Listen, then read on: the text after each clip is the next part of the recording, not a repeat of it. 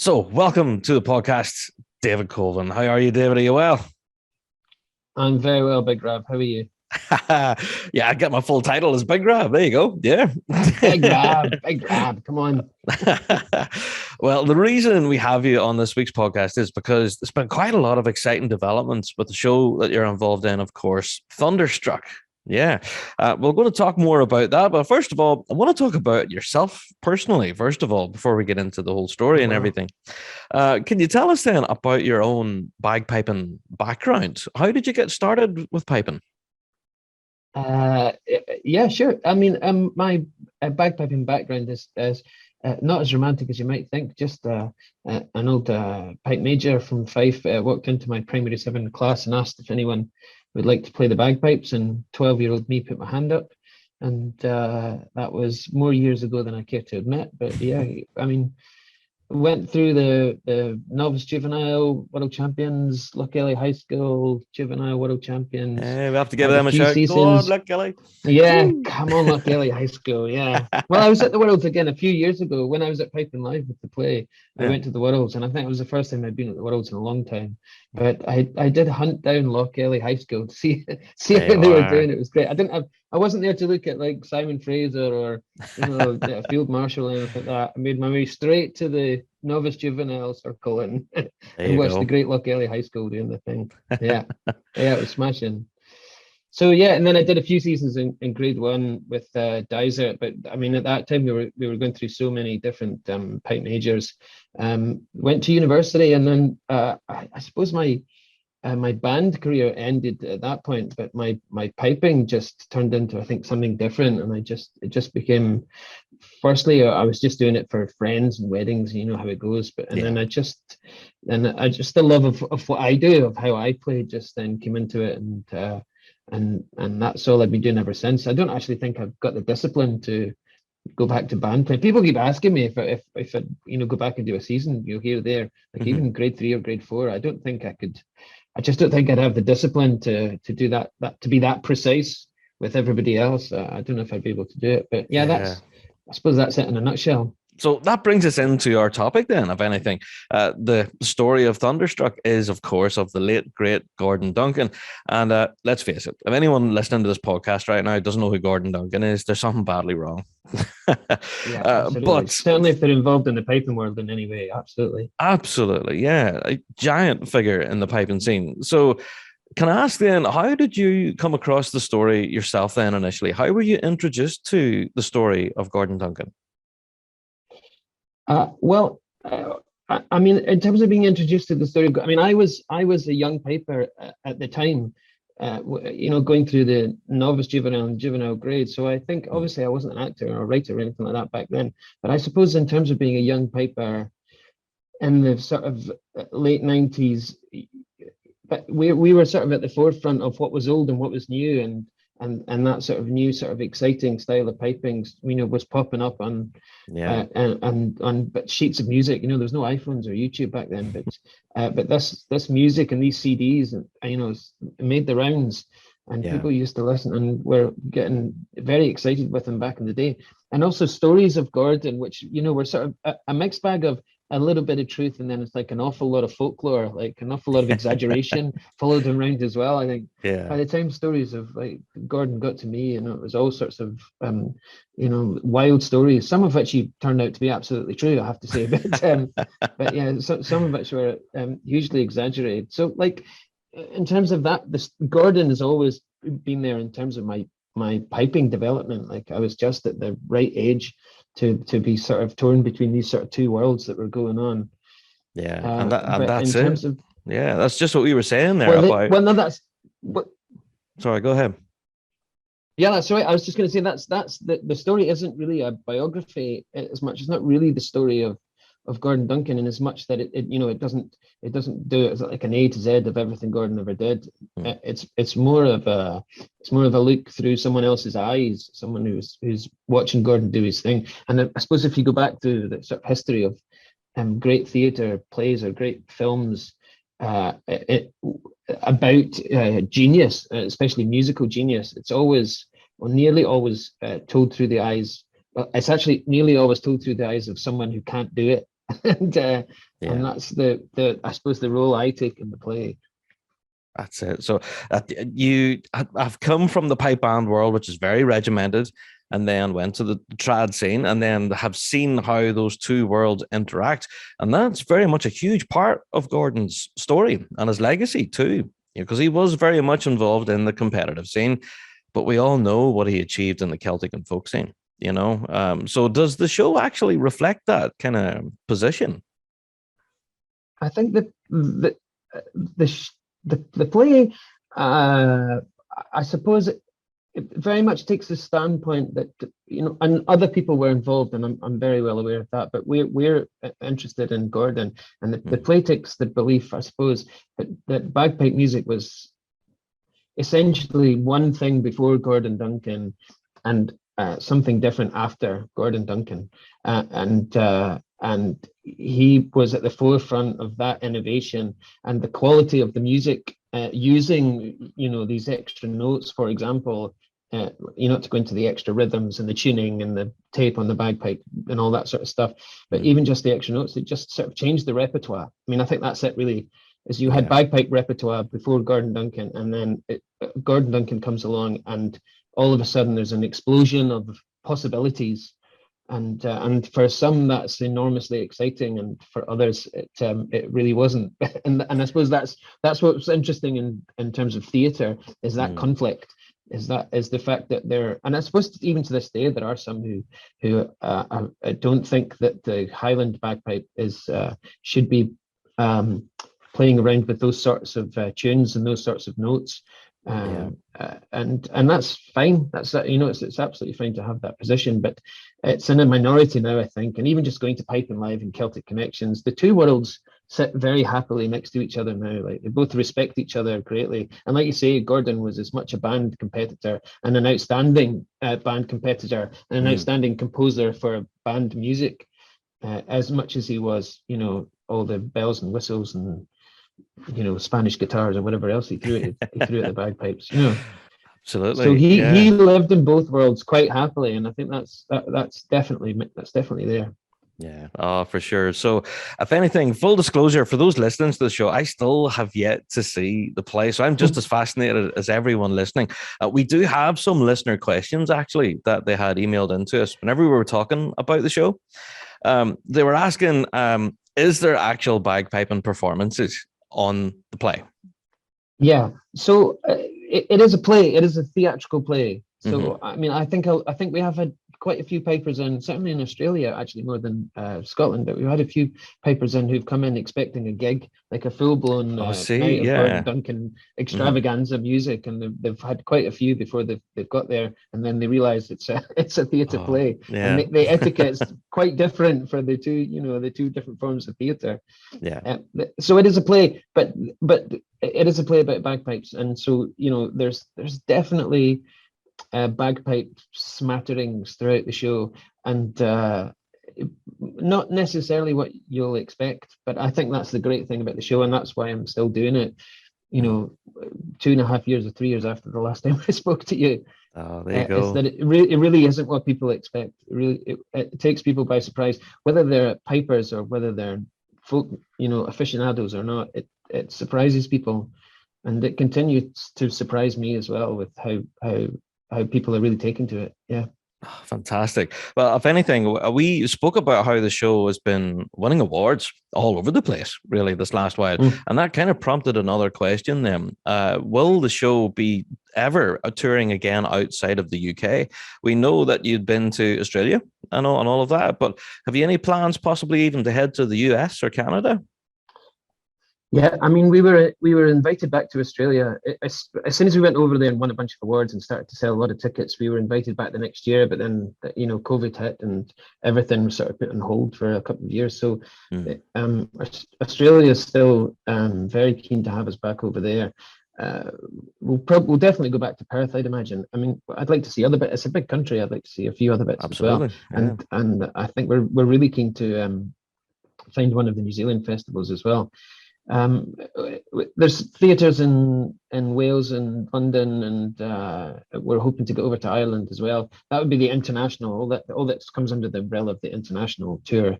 So I think we'll.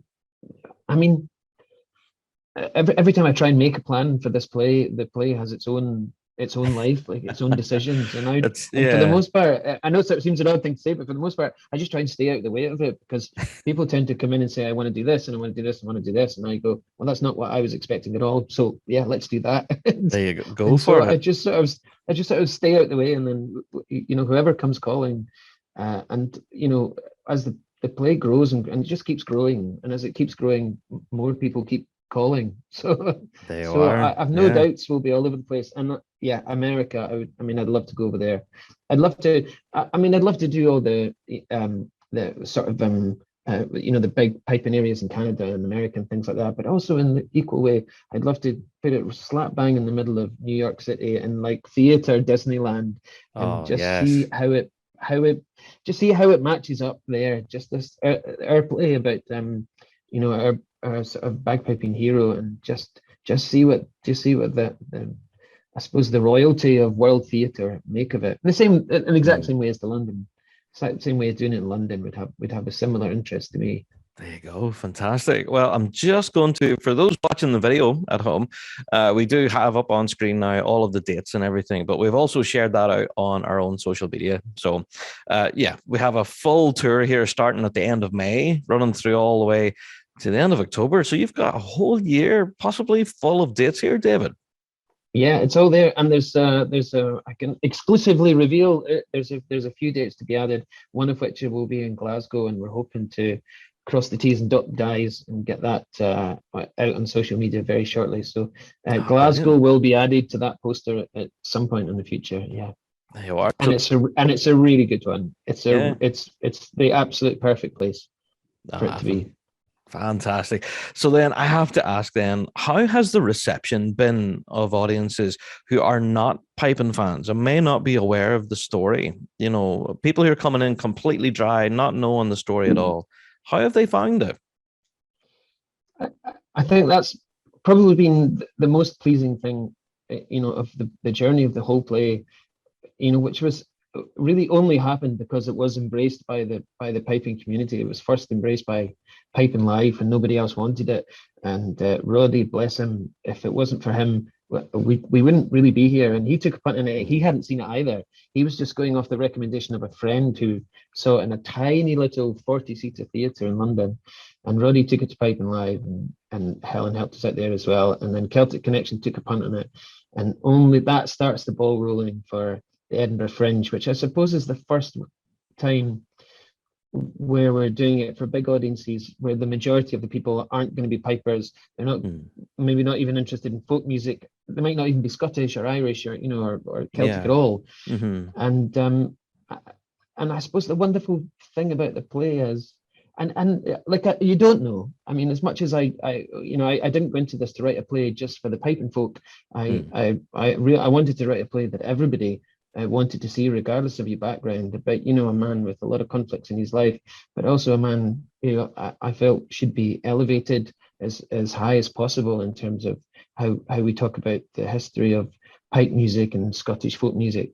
I mean, just a wonderful mixture of people come to the Edinburgh Fringe, and every time we go, we opened on the Edinburgh Fringe in 2019 with 4 people at the first show in an auditorium that held 220 people, which I think is, for the Edinburgh Fringe, I think you have to pay your dues, as it were.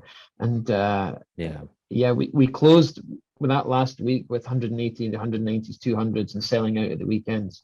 So that's not piping folk, that is Edinburgh Fringe. That is Theatreland saying you should, come and see this play, and you should, and you really enjoy it, whether you like piping or whether you don't. Because actually, there's a bit of the play that's about piping as well. It's about the bagpipes. It's about to a certain extent, the history and the musicality of the pipes, and loads of stuff that people might not even know about the pipes.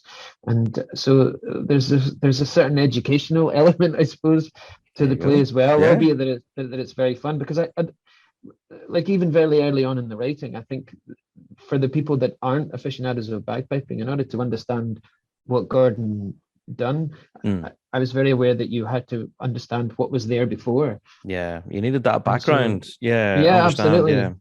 So, and then it was just a game of how interesting, how funny, how charming, how much fun can we have? Essentially, I suppose, teaching 250 people the bagpipes in half an hour, and then we'll get straight into the Gordon bit after that. And then That's not Gordon an turns easy up. task. No. No, absolutely no, absolutely no. But the brilliant thing about it is essentially we spend the first sort of half and a bit of the play teaching everyone the bagpipes and the rules and the regulations and what's expected when you play the bagpipes, and then Gordon turns up and breaks all the rules. And I think in a weird way that works for the play as well, because the play is very much the audience go through that as well, just to see those rules broken. And I think they're then experiencing in some small way what we all felt, I think, at that time with Gordon and a few others who were breaking the rules. And there's an excitement in that. There's a real theatrical excitement in that. Absolutely. Yeah. So whenever you were first thinking of putting the story together and putting pen to paper and actually writing it, what do you believe was one of the kind of the biggest challenges? Was it that, teaching people about the history of pipes, or was it the actual story of how revolutionary it was? You know what I mean? What was the most difficult bit? Yeah. I mean, I think I always wanted to write it.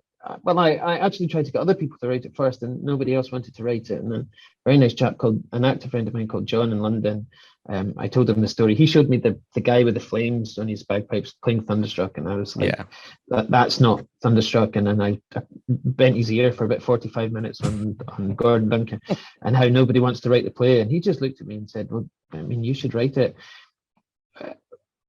From the moment I decided that I was going to write this play, I was really passionate that I was going to see it through to completion. But I suppose I think the hardest part was getting other people to take it seriously, because I was always writing as a Mozart story, an Amadeus story. I don't know how well you know your theatre folklore, but Amadeus is a play about Mozart, and Salieri is the one who is jealous of Mozart's talents. His rival. So I was absolutely. And Salieri, for one reason or another, is the only one that can see just how magnificent Mozart is. And from my perspective, going through theatre training and from my perspective, that's all I saw in Gordon Duncan was this Mozart, this Amadeus story. And but a few different directors along the way. I think for a lot of the time they only saw the comic value in bagpipes. Not that there's not a comic value, but when you're writing when you're trying to write Amadeus and someone else is trying to bring some Monty Python sketches into it, I understand. It wasn't quite the same for me, and so for me the hardest thing early on was really staying true to how I felt about this moment and how powerful I really felt that it could be for everybody that wasn't a piper, for all those people that have no interest in bagpipes, that we could reach that moment in the play where we first hear Gordon and experience, and in some small way experience the magic of what that was like, especially for people that have no interest in bagpipes. If they get even a little sense of what that magic was like, in the late 1990s, for people that saw him play, then the play does its job. And I mean, we're still here, 2.5 years after the premiere, so I think the play does its job, and people get really excited, and you get these wonderful questions about Gordon. You get these wonderful. There's a bit we call the Amadeus moment, which is a Gordon Duncan tune, but it follows a trend. It follows a trend of that Amadeus play. And the amount of times people come up afterwards and say, what is that tune called and where can I get it? and so they've obviously been affected by it enough to really invest in Gordon, and to really invest in, even just Googling him or Googling the Trust and finding some music. And for me, that was the goal the whole time, aside from trying to write the most exciting piece of theatre that I had. Yeah, and I just hope that it was good, because again, you don't know. I have to say you're definitely hitting the mark. I think everyone that I've spoke to who have seen the show have been telling me, Rab, stop everything you're doing and go and book flights and Yeah, go and watch this thing. So many people have fallen in love with the show, I suppose. yeah. And And so many lovely contemporaries of Gordon as well. yeah, Fans of the play and coming out. Ross Ainsley's always kicking around when we are doing the play, and he actually sat in the blooming front row when we did the Tron, and that wasn't great. But yeah, and Gary West and people like that as well. And the trust have been to see it, and that was an enormous privilege, and for them to come and see it, and that. I had all sorts of different things going around my head when they came, but they yeah, I mean they like the show, they love the show, and they're happy for it to continue, and I think that's all I could ever ask from them. They're just magnificent, and the work that they do is absolutely amazing. And I saw your podcast about the trust as well, and yeah, they're just absolutely fabulous. Oh, absolutely. They do outstanding work. We've had the folks on from the trust before, and I dare say we'll be having them back again for sure. Yeah. So I have to say, yeah, you kind of already preempted my final question. I was going to say, here we go. Have you introduced many people then to Gordon's music as a result of this? And you have people asking about it then? Yeah, I'm the play, especially for people who like you say, don't come from the background that we all come from.